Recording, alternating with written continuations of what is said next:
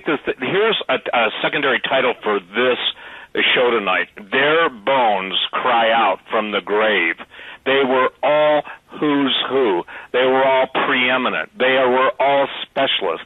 They were all, if you will, you couldn't have more respect in the astronomical community. And so the point is, ladies and gentlemen, this thing has ramifications. And Bob, just so you know, I put up a link to your website, lady. As Bob is talking, I'm putting up links. Number one, to his website, so you can go and see the amazing underground bunker stuff, and then to the dead scientists, and just as you start to, especially dead astrophysicists, astronomers, this is why we have become, we are a bloody, I'm just throwing this in, we are a bloody nation. The truth must be killed. The truth must be quashed. And, Bob, will you just, because I want to know this, I forgot, when did you get hit with that weapon that pretty well whacked you out for a number of years? What year was that? Well, as a matter of fact, there's been 3 attempts to take me out. One was a vehicle that physically drove through my wall, a glass wall, sliding glass door, actually, in Florida. And that was way back in '87 when I was literally, I was still, and that was at my point of employment. And at that time, I was involved with the Iran-Contra stuff and very, very serious heavy duty, dealing directly with Senator Kerry at that time, the Secretary of State today. Not, whatever, and I'm putting a judgment on him, but he was doing serious inquiries at that time. So that was the first time there was a serious hit. This guy literally, his vehicle went through my wall, a sliding glass wall, actually, and got hung up on a planter. This was in Florida. Got hung up on a planter, and his front of his station wagon, it was like 17 feet long, fell about 8 inches in front of my desk is where it got hung up and stopped, literally. So it was only by grace of God that I made it out of that one. Then there was another attempt. There was another attempt, and there was also a setup to throw me out of the window of about a 17th floor building, a hotel room in Orlando, when I was to be interviewed by the 2 investigators for the Iran-Contra business back then. And I surprised them by showing up with my lawyer. So, and by doing that, it messed them up because they did not even have a piece of paper or a recording device with them. The intent was to have me exit one of the windows at this hotel. There's no question about it. Anyhow, in 1996 or 7, I'm not positive, I was asleep. I was sound asleep in my bedroom in Los Angeles, California at that time, and I went into a grand mal seizure, and just laying completely sound asleep on my back. My wife jumped up, called the ambulance, which was rather quick, fortunately, because the seizure maintained up to the very moment that you could hear the sirens, the police, and the ambulance coming up my street. And then it stopped. And the bottom line is, after doing a lot of inquiry, et cetera, what had taken place was I had been hit with a microwave weapon. And I wouldn't have believed it until later on. The doctors kind of almost verified it. And even, believe it or not, some writings out of Tesla's own experimentation.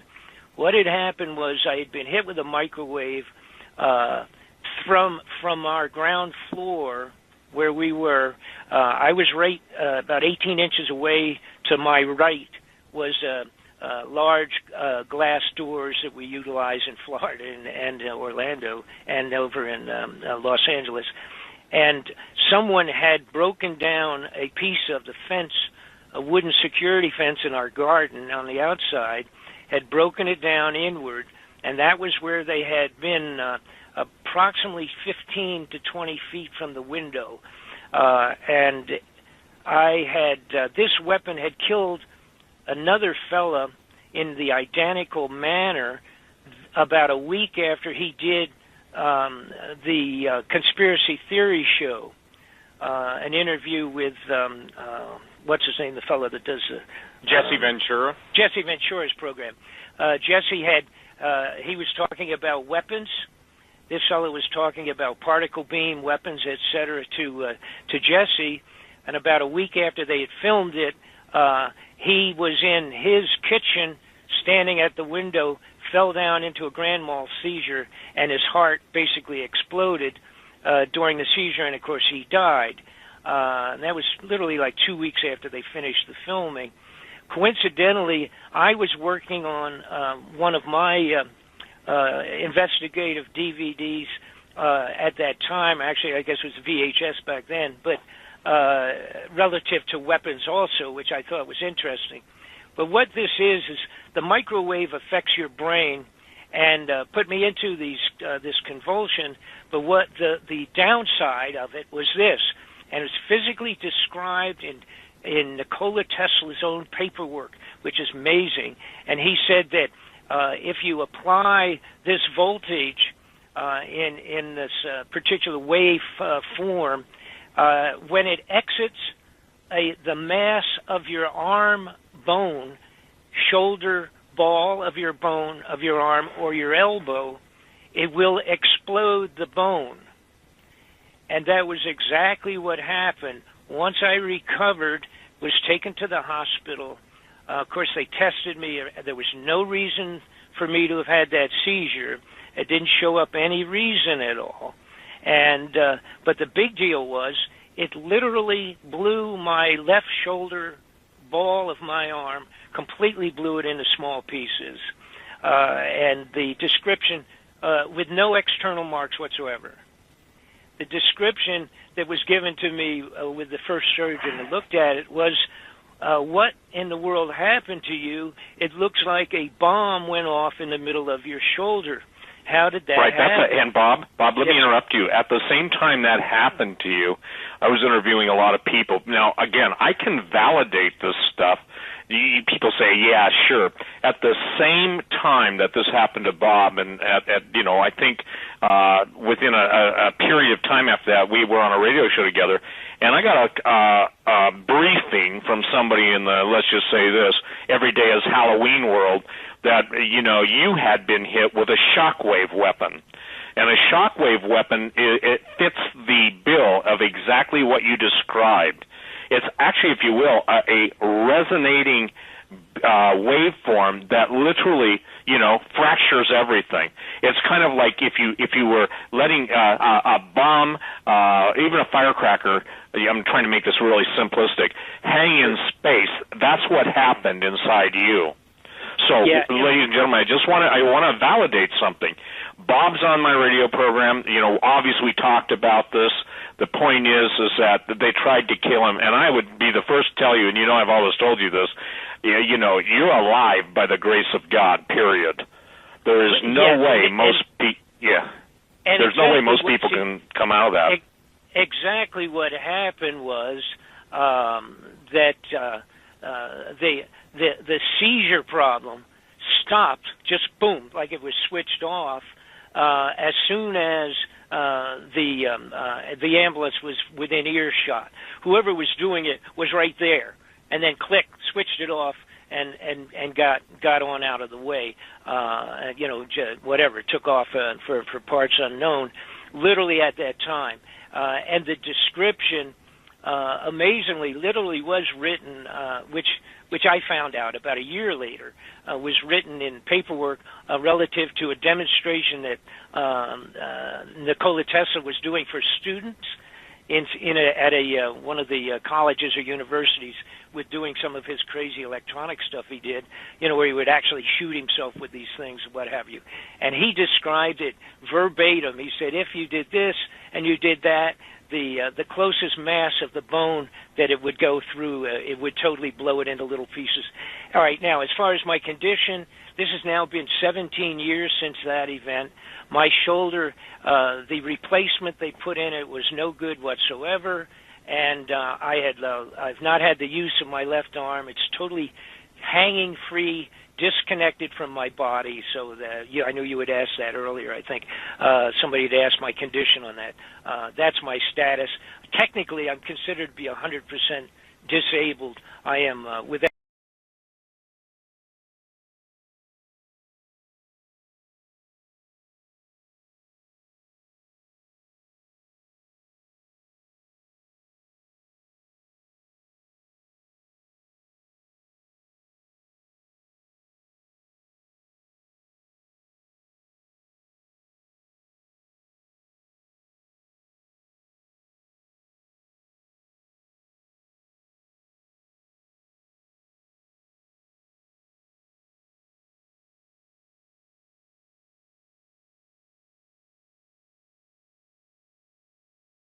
the use of the arm, and I am in pain 24 hours a day for 17 years.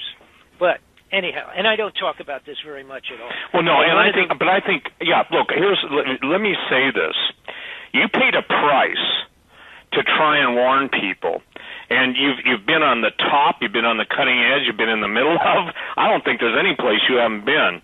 And now, lady, the reason I asked you to tell that story, okay, is because, after being on talk radio for 23 years, I've become jaded in some areas, okay? And one of the things that I'm jaded in is the fact that there seems to be a total disconnect from the death of all these people, or the bioscientists and the release of bioweapons. The fact that the largest amount of money in the world is going to literally prepare the bureaucrats. By the way, that's happening in Russia, and there's been very few people who have ever been from the West inside Yamato Mountain. That's the equivalent of what you were describing of how huge some of our underground bases. Right. Yeah, right. so that's the big one. Yep, Yamanato. It's so big, ladies and gentlemen, you can fly airplanes in it. That's how big it is. So, Bob, as we are now, okay, and I want people to get this DVD, because not a day goes by that people don't ask about Nibiru. The reason I haven't dealt with it is because, number one, my focus has been on other things, and I'm not going to, number one, you're the guy that's done it. And why should I try and do what you've already done and done so remarkably well? And everybody's got to, play their part. But tell me right at this moment, and we've got the next hour. Now, you only want to stay on for 2 hours, and only feel you can stay on for 2 hours, right? Yeah. Well, I'll be glad to get back as soon as it makes sense for you guys too. But I just underwent a small surgery. Okay. And as a matter of fact, let me add this to that. Because of that event, that started a chain of other things. I've had blood clot problems, and I have had since we spoke. You're not aware of this, as a matter of fact. I know that I've had 3 heart attacks. I've had a stroke, which was a lung embolism, and I have to be treated on that on an ongoing basis. And a small amount of surgery is very frightening. I almost bled out about 1 year ago with a small injury. So I'm like walking on thin ice all the time, and I realize it. So I try to be careful. That's the only reason I'm not doing an extra hour or two tonight, is because I just recovered from surgery that I had. Sure, and I understand that. So if I'm rushing you, I want to get to the... Yeah, and I don't mean to, but this is such an incredible show, and I just got an email from one of my friends who's an incredible intercessor prayer warrior, and just saying, this is a heads up that everyone should be praying for you, because look, you've been on the front lines, and you know what I always get a kick out of is people who've never even recognized there's a war always seem to know more, and what's fascinating to me about this is that the reason why Nibiru is now in plain sight, and it is, I've put posters or pictures on I shoot a lot of backlit stuff. I'm shooting into the sun, good lenses. I know the difference between lens flare and a secondary body, and the point being, we are seeing, even, if you will, pyramids, almost the pyramidal shape over the sun. I've been a 43-year I've been a photographer for 43 years. So saying all that, what is right now your most current information on Nibiru. And ladies and gentlemen, I want you to go to BobFletcherInvestigations.com because there's a lot of stuff out there. Go ahead and spend your life on search engines, but Bob has put it all together, and from experience. And not only from experience, but when I have him share his life story with you, and I mean as it relates to his investigation, and those who have wanted to take his life out of his story, as in kill him, murder him, assassinate him, I think it puts you into the realm of this is real. This isn't the horse manure, typical mudslinging, don't get it morons, I'm sorry to use the word, but this is real. So, Bob, where are we right now? Because we can take we'll do a break in 8 minutes at the top of the hour, but the point is, where are we right now? Because people can get your DVD, see everything. I mean, where are your most recent information? Okay. What are you being told? One person that I consider to be really pretty accurate on this. All right, he's been doing it for a long time. He's an astronomer per se. He's at 120,000 hours or something like that behind a telescope. And I don't pretend to be an astronomer. Again, I put together the best information from the best places and best direction, and that's what I tried to do. My expertise is criminals out of Washington, but when it all fits together, it fits together. It appears that Nibiru, the people ask, when is it going to hit? When's it going to? It's not going to hit us, as a matter of fact, but it's going to pass close by. The best educated analysis on it at this time is, at the very earliest potential is that it should be seen in the December of not this December, but potentially the earliest would be next December, and that it would take a couple of months after being first seen to pass close by, and that could fall someplace in the middle of March, the following March. Okay, so you got December, where it'll be visually, potentially started to be seen as a star, all right, as a single star, and will start getting bigger and bigger as it moves closer to go around the sun and then head back out again. And all of everything, studying astronomy, studying the historic ancient writings, studying the Bible, studying all of the other ancient documentation of actually when this was seen before and logged in, all right, the last time that it came around. All of that, everything, doing the math, the changes, the variations on calendar, types of calendars and all of that. The closest possible time is not this coming March, but 1 year from this March. We're talking about 400-some days or whatever it would be from today. Right. Now, what about the effects? Now, we're already seeing the effects. Excuse me. All right. The effects, yes. First off, we are already feeling the effects. And by the way, almost everything I'm telling you here is graphically put together in the DVD, which is a double DVD. It's 2 discs, and I tried to cover it so that every legitimate question could be approached, and that's what we tried to do in it. And again, like you said, I even have some live footage of the underground facilities. I have all the figures of what they spent and all kinds of things that are way above the Call of Duty, so to speak. The effects, here's where we're at right now. The crazy weather that we just participated in, and it will be terrible this whole winter. This whole winter is going to make people crazy. I will tell you that much. The weather from this point forward, actually going back about 6 months, starting 6 months ago, the weather on the globe will never be like it ever was in your lifetime. You're going to see weather changes and variations and extremes that just never have existed since we've been keeping records. All right, that was put into the DVD before last month's crazy, or last week's almost, that weather that came in where we had the frost going all the way down to New Orleans, the freezing and all of that extraordinary snow, and 20 feet in Buffalo, New York, et cetera, et cetera. All right, that was in my DVD before last week, obviously. Here's what's taking place already. First off, now this is scientific material here, folks. This is stuff where you can look this up. Absolutely look this up.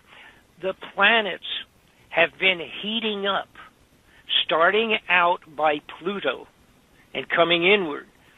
All of the surfaces have been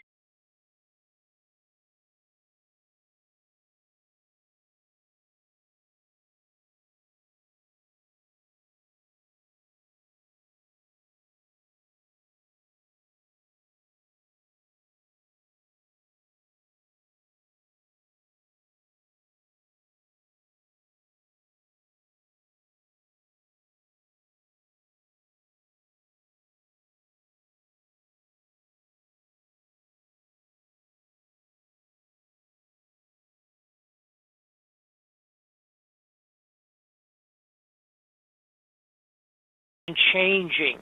They have been heating up, for one thing. They have had storms on the face of the planets that they have never seen before, ever, since records were keeping.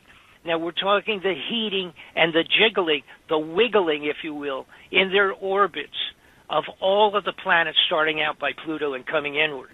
Now, a lot of this stuff is really being it's out there. You can find it.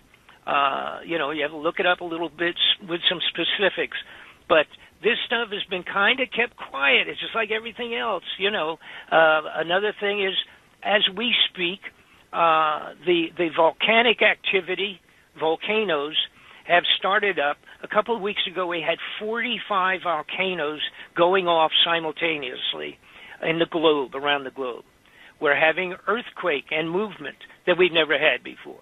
They had a crack that just plain opened up down in Texas, near Mexican border, about 2-3 months ago, whenever it was. These things are all part to the moving in of Nibiru. We have an increase in the meteor, comet, falling star, shooting star activity, et cetera, because here's what's happening. Nibiru is headed back in. It has a size mass estimated to be 5 times that of the Earth. You could put 5 Earths on the diameter across the face of Nibiru. It has 5 moons traveling with it.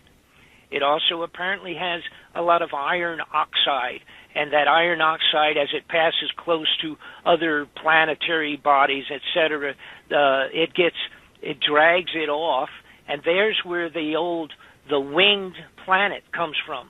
Some of the older pictures and drawings, you can go to all these ancient, even on the walls of caves, for crying out loud, they have paintings of when it had passed by, and it looked like, quote-unquote, the winged planet. This is iron oxide that is blowing off of this, if you will, on both sides as it plunges back to come around the sun. When it finally gets here, we will have Noah's waves again, the flooding of Noah. We also have here on the Earth already, we're having much more melting underneath, like an internal activity underneath many glaciers. They're melting. Now, people say, oh, well, so what? That's some of that global warming stuff and blah, blah, blah. Down in Miami, every high tide, as we speak today, every high tide is coming in 4 to 6 blocks into Miami Beach City proper. Every high tide. The city of Miami Beach had to get special funding. They spent multi-millions 90 days ago, or whenever it was, maybe 6 months ago at this time, to put pumps into the city of Miami Beach because of the high tides now moving beyond the beach all the way into the cities and trying to keep it from flooding out every hotel along Miami Beach. As we speak, all these things are going on, but unless you put them all together, individually they don't mean very much. The animals... Bob? Yes. Yeah, Bob, hold on and for the second hour for that so we can take a break. And if you want to take a break, what, Doug, are they 3-minute breaks or... Yeah, 3 to 4 minutes, and that'll give you a chance to get a glass of water. Folks, you're listening to a very special edition of the Hagman Report.